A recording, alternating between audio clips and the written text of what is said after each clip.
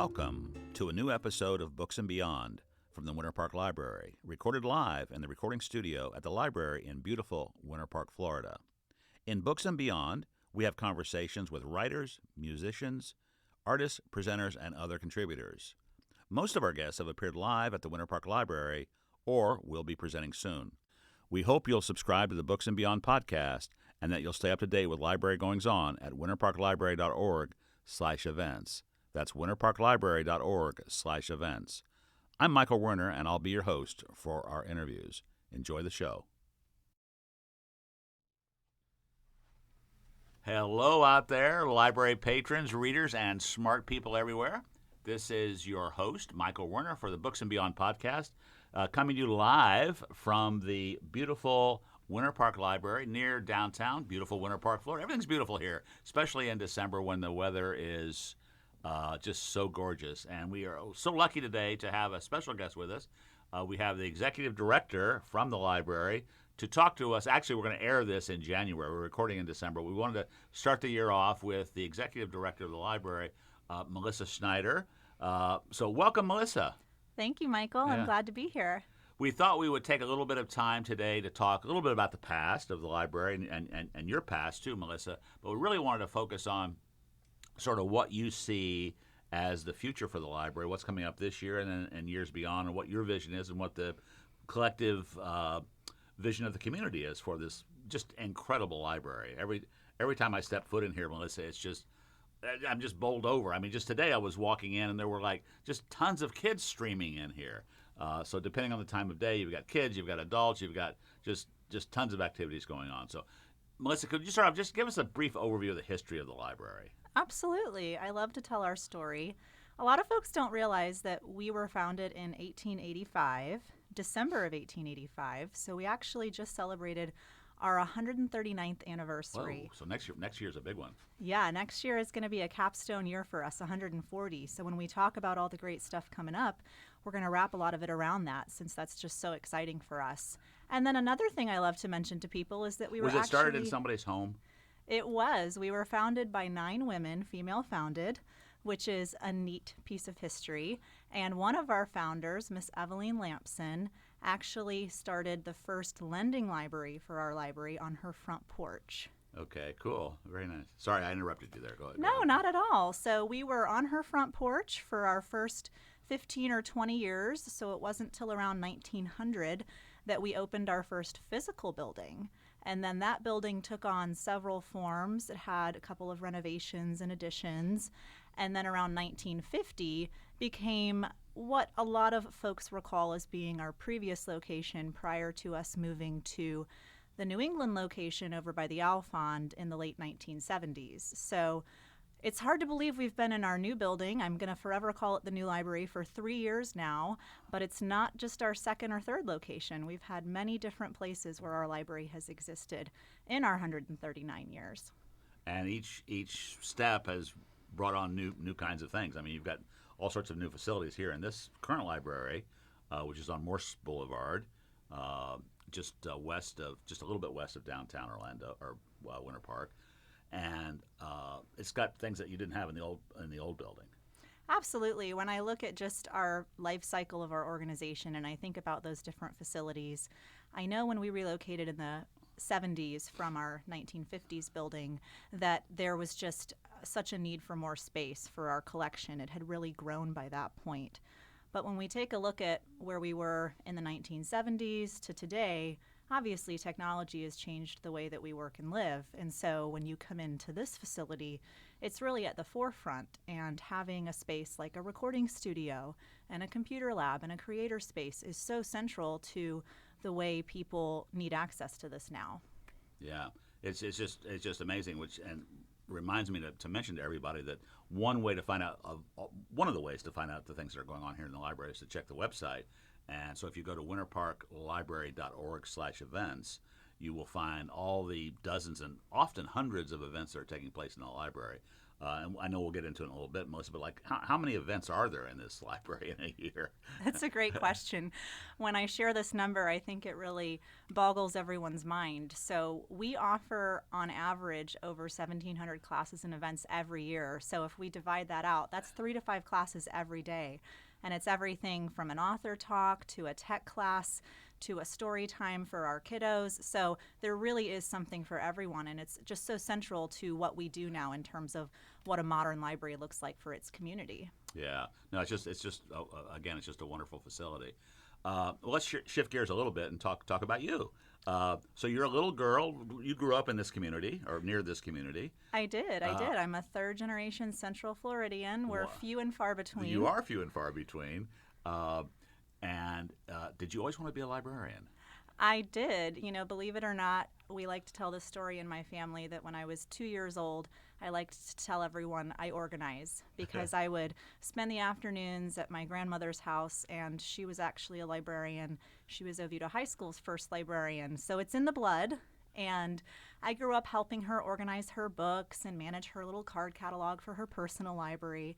And so it was always a dream of mine to carry on that legacy. She was really my mentor and believed in me so much that it was an honor to want to do what she had done. Oh, that's a wonderful story.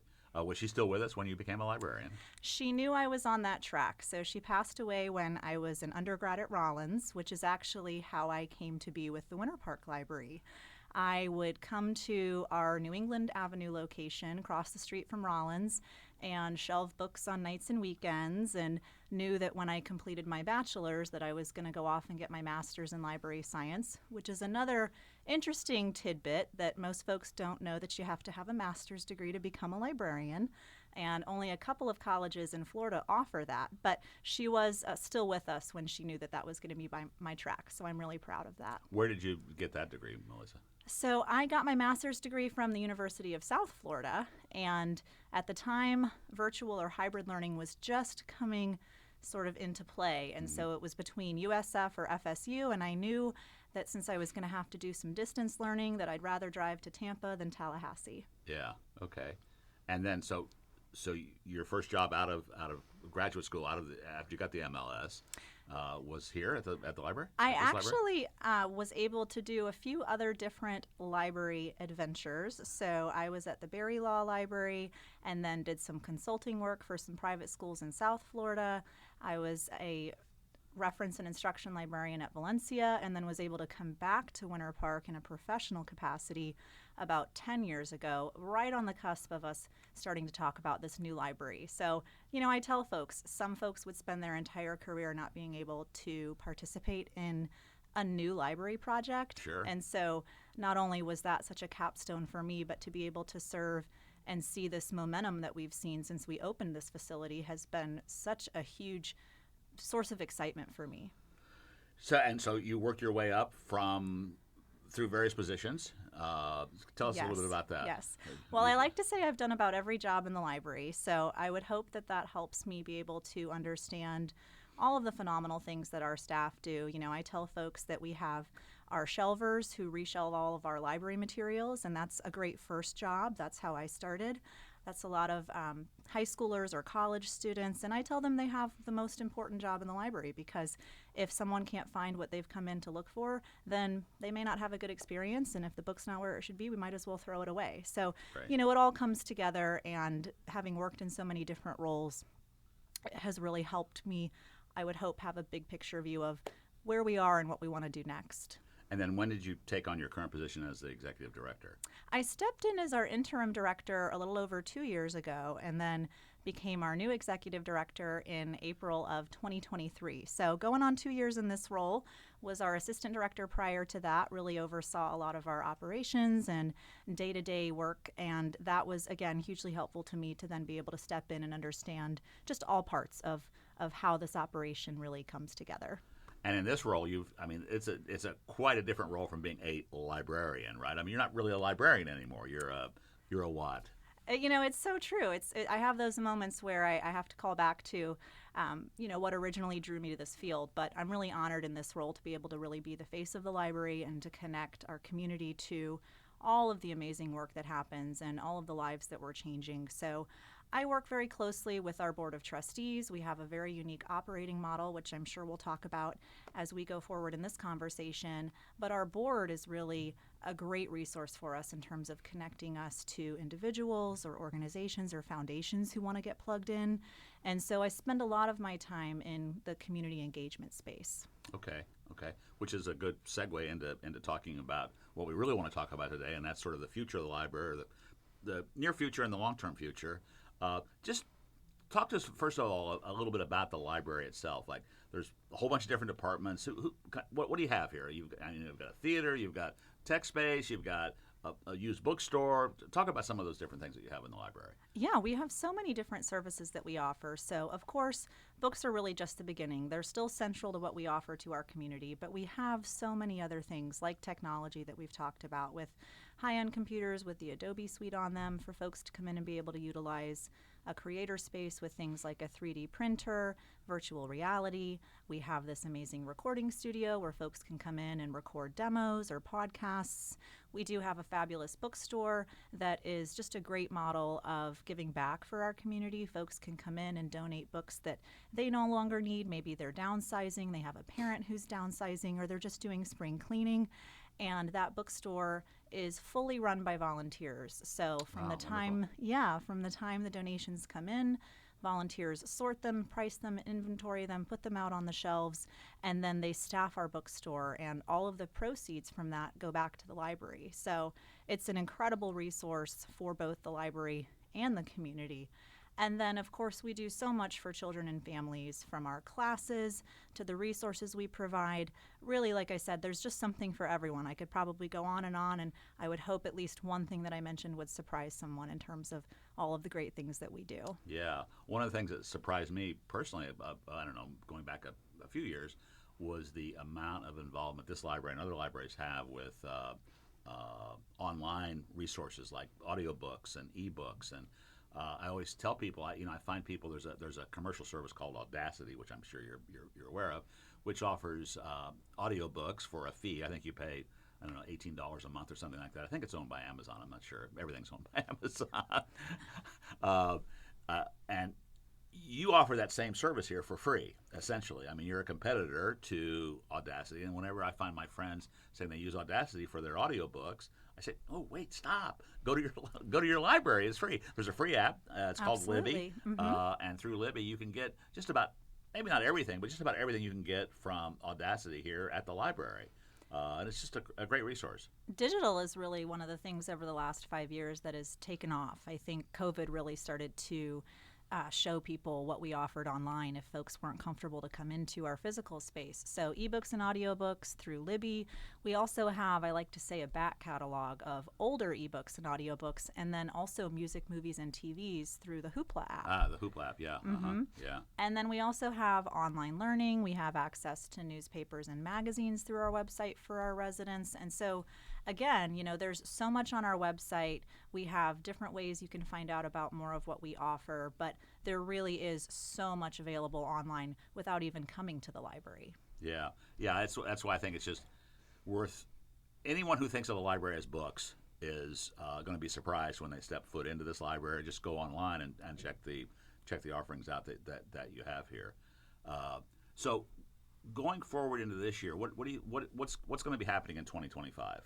Yeah, it's a great question. As I said, turning 140 has called to mind what a milestone that is for us and how we want to continue to innovate and meet the needs of our community. As I said previously, we just turned 3 in this building, so we really want to look ahead to the future and look at what folks are seeking more of. So first and foremost, we're going to be making some changes inside the library. We're going to expand our business center and have some additional workspace for our entrepreneurs or folks who need to come in and be able to connect to Wi-Fi, because we've seen, and as you mentioned, when you come into the library, there's so many people using the library in different ways. But again, in this post-COVID world, remote work or hybrid work environments have really shown us how much that is valued by people, to have space that people can come in and use to do their work or to have a meeting. So you'll see some of that in the spring. And then will they be, Melissa? I know there are study rooms now, which you sign up for those study rooms. They're free.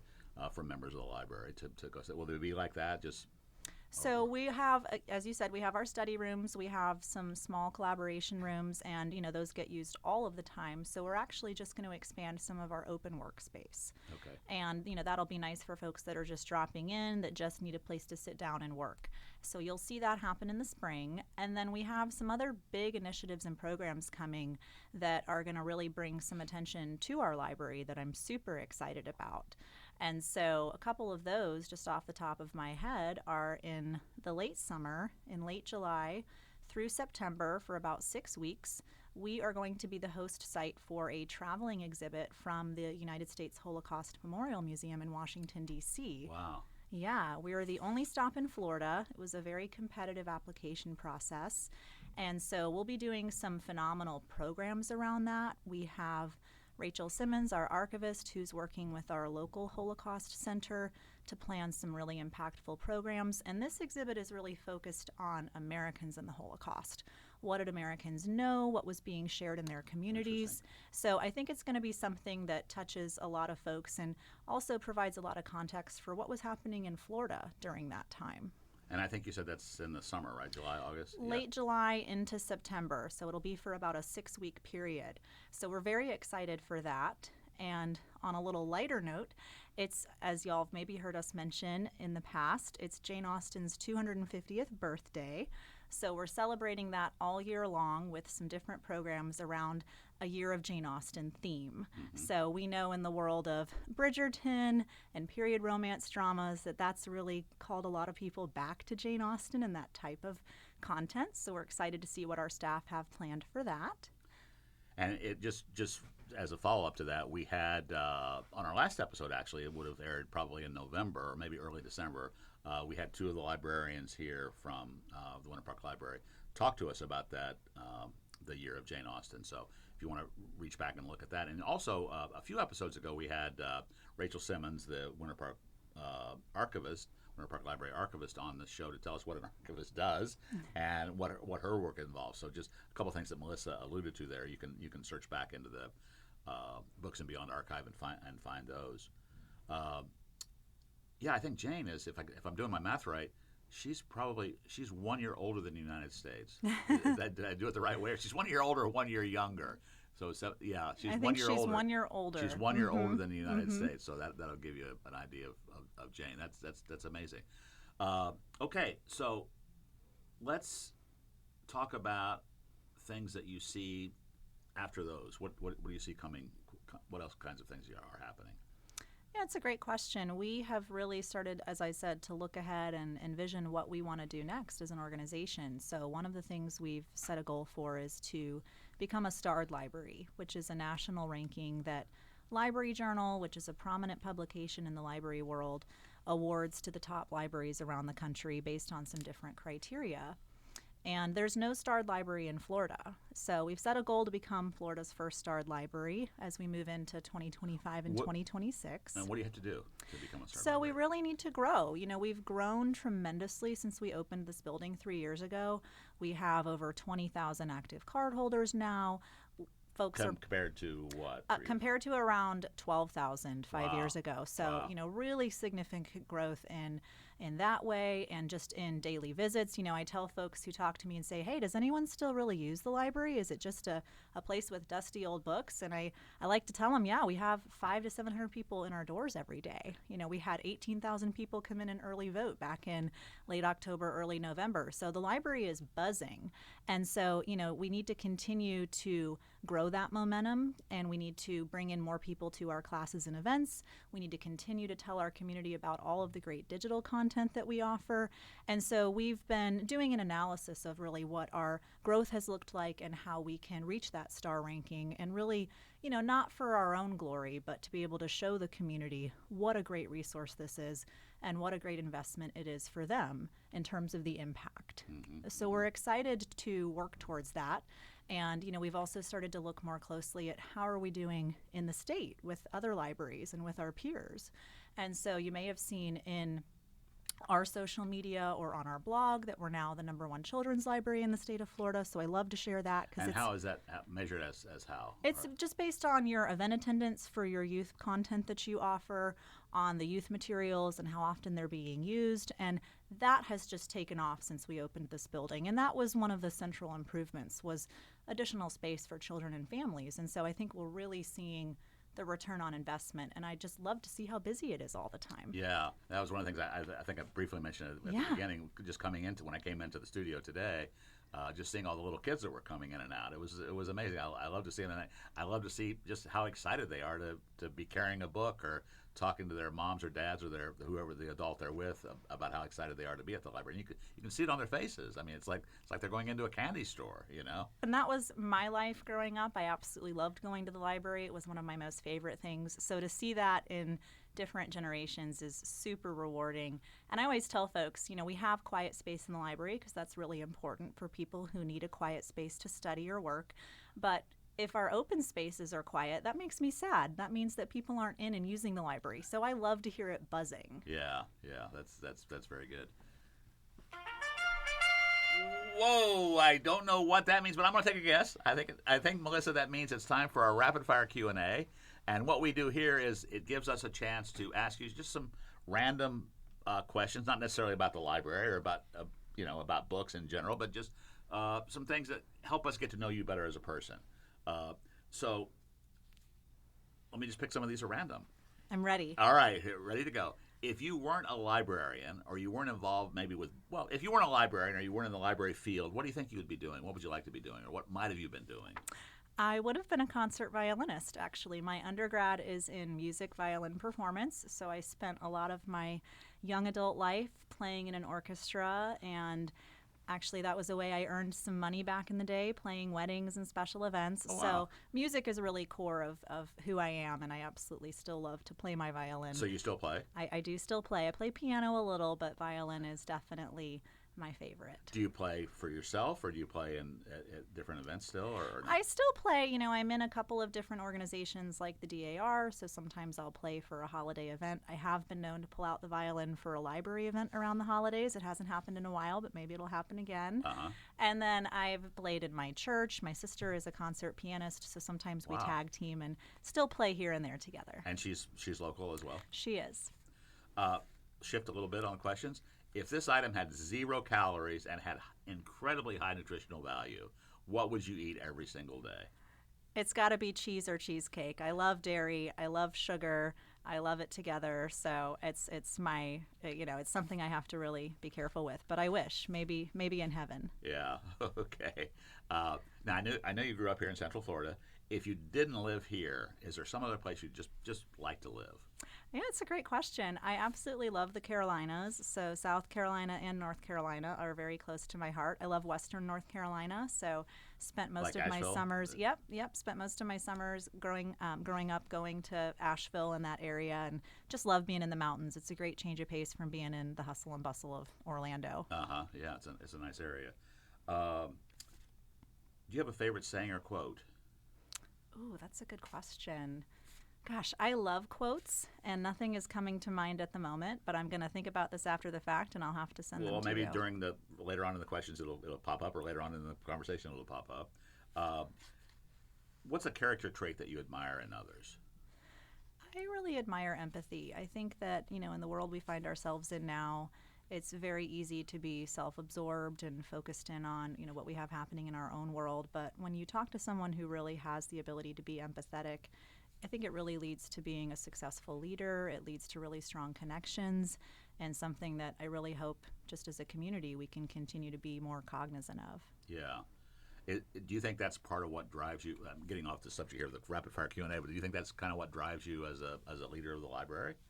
Absolutely. For me, as far as one of the reasons I wanted to be a librarian, not only because of my grandmother, but my family is a family of educators. My grandfather was the first in his family to learn to read and to go to college, and became a lifelong high school teacher because he recognized the impact that had in his life. And my grandmother served as a librarian in a high school for most of her career. And so, just recognizing that so many people in our community don't have access to the same things that I may take for granted, has always just hit home for me in terms of what the public library means. So, having empathy in that sense of how we are really bridging the gap for so many people in need is really core of, why I want to do what I do. Yeah, that's very interesting. What's the best advice you've ever received? Maybe from grandmother, I don't know. Yeah, one thing for me is I'm a very driven person, and it's important for me to continue to feel challenged so that I can continue to show up and make a difference. So my grandmother and one of my mentors in my adult life always challenged me to continue to see the opportunity and challenge myself to be my best. Okay. What's something they don't teach in school but should? Gosh, any of those adulting things that come back at you, especially when you're running an organization. So luckily I did take an accounting class in college and in high school, and that has served me well. But I wish there was a little more practical application of some of the things that we all have to face as adults. Maybe some car maintenance. I wish I knew how to do a little more with my car. How to change your oil, how to change Exactly, your tire, that exactly. kind of thing, yeah. What's your favorite meal? Oh gosh, that's a great question. I'm going to say fettuccine Alfredo. We got to go back to the dairy. Yeah, good. Is there a place that's on your, this will be our last question, is there a place that's on your must-see list? I would love to go to Iceland. It's on my bucket list. I've never been. I've been blessed to have some incredible world travel, but never made it there. Do you want to go for the Aurora Borealis or just Really just the landscape, being out in nature and seeing that environment seems so exciting to me. Oh, very good. Thanks for playing along. Hopefully that gives us a chance to get to know you a little bit better as a person. So I just thought of my favorite quote. Go for it. Going back to empathy, actually my grandmother used to tell me that we're blessed to be a blessing, and so I really try to live by that and recognize how blessed I can be to be a blessing to someone else in my professional capacity and in my personal life too. Oh, that's very nice. That's very nice. So back to library stuff. We're talking a little bit about the future now. What do you see as, and maybe for yourself, we talked a little bit about you, Melissa, as an individual person, but what do you see the library's reason? What's your reason for being? I mean, what do you see as what role do you serve in this community? I really and feel why do you want to serve that role? Yeah, I feel we're a primary partner in education. We look at what challenges our community faces, and we look at what our school system is trying to do, or if we were to turn the tables and look at what some of the challenges that our seniors face are. The library is such a place of connection and learning for our community, and that can take on so many different forms. I like to say what we do best is literacy in all forms, whether it be traditional literacy, reading a book, learning to read, or tech literacy, or all that encompasses that. And so I want us to continue to really help people understand that, help people come in and learn that, and hopefully find something meaningful for them. Okay. Let's shift gears a little bit, talking about the library future and sort of the current situation of the library. Funding is obviously a critical element of all libraries, and this one in particular. Tell us a little bit, just in general, what are the sources of funding here at the library, and how do you get involved with those elements? So our library is very unique. I like to tell folks there's more libraries than Starbucks, or at least there was. That statistic held true a few years ago.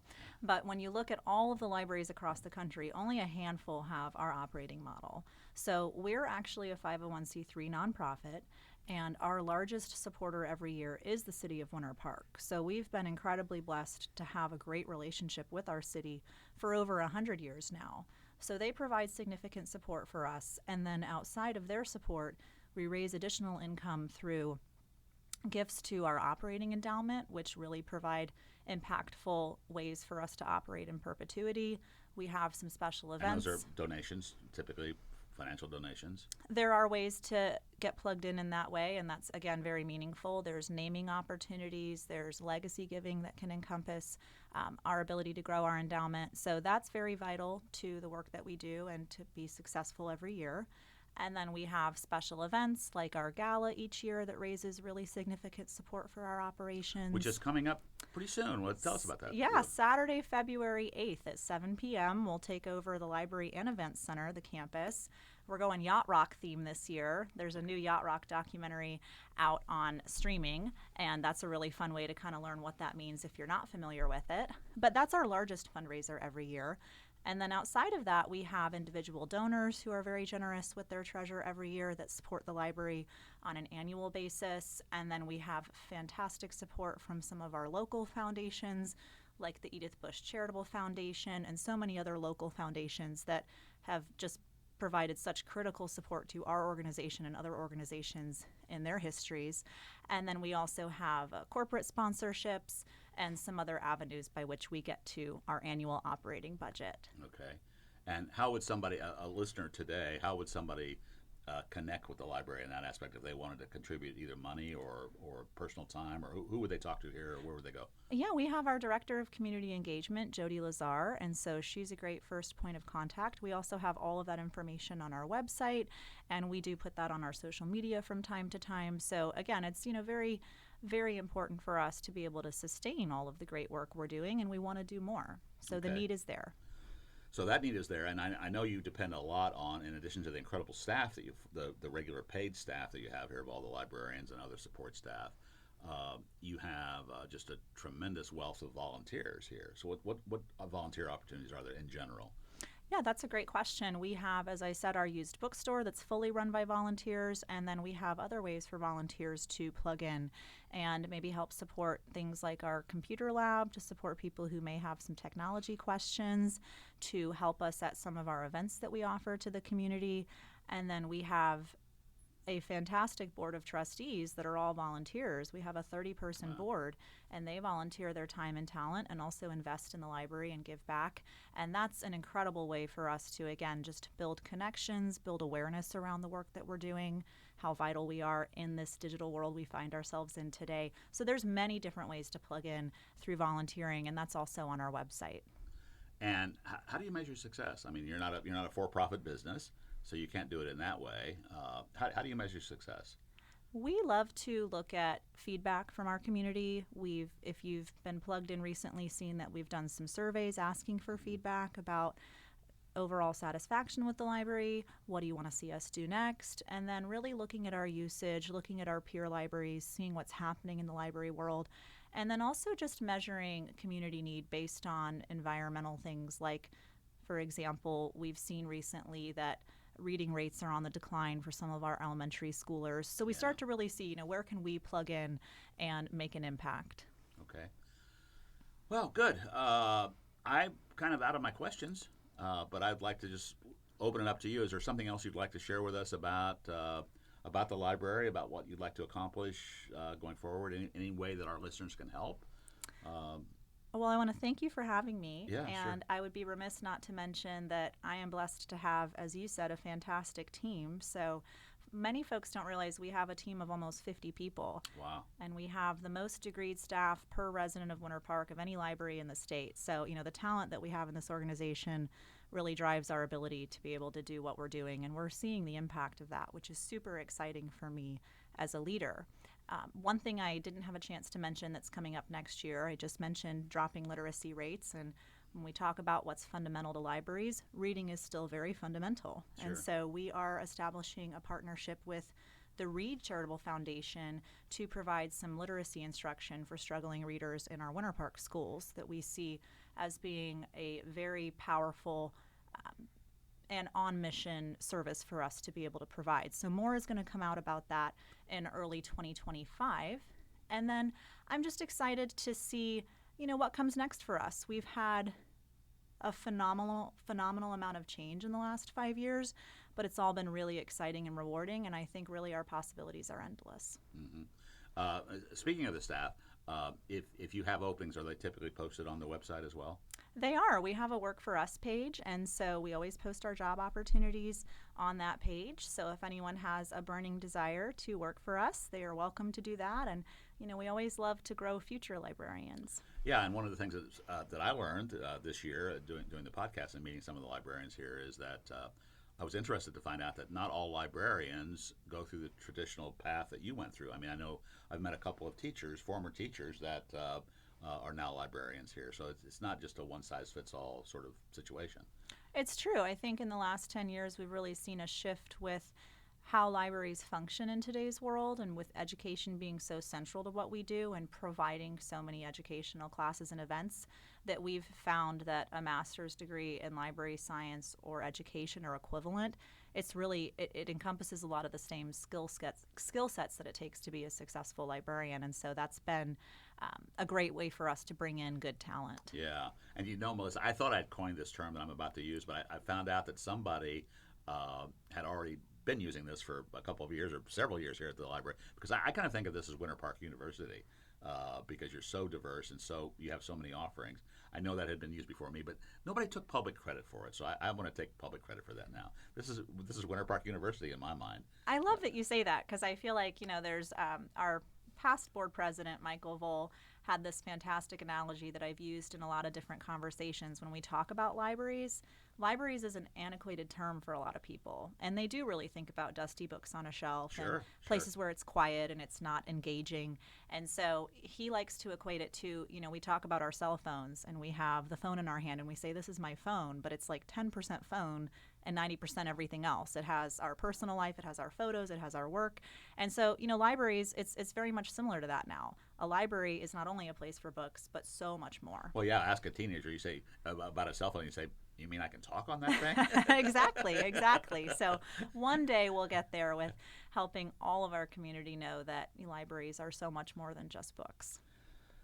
Well, Melissa, it's been fantastic having you, and maybe we'll have you, or be able to have you back if you have the time later on in the year, to see how some of these things that we talked about are coming, how they progress, and if we achieved what you had hoped we wanted to achieve here at the library. I would love that. Thanks for having me. This was really fun. Thank you so much. Thank you, Michael.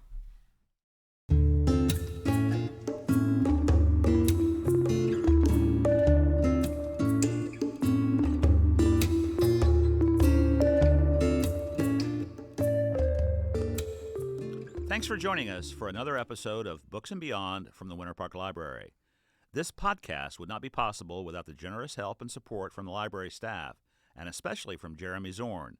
Jeremy's official title is Public Services Librarian, but he does many things here at the library, including producing this podcast. We can't do this without you, Jeremy. Our theme music is from the song Don't Go by Bovine Joe and the Buffalo Herd. That's Herd spelled H-E-A-R-D. We hope you'll let your friends and others know about this podcast, and that you'll come by the library for one of our offerings, which you can find at winterparklibrary.org/events. That's winterparklibrary.org/events. If you have questions or suggestions for the podcast, or just want to talk about Books and Beyond, please send an email to podcast@winterparklibrary.org. That's an email to podcast@winterparklibrary.org. Remember that the Winter Park Library promotes the free and open exchange of ideas and does not attempt to control or take responsibility for any opinions that may be expressed in this podcast. Opinions expressed in this podcast do not constitute or imply an endorsement or a reflection of the library's policies or beliefs. This is Michael Werner, wishing you well until our next episode of Books and Beyond.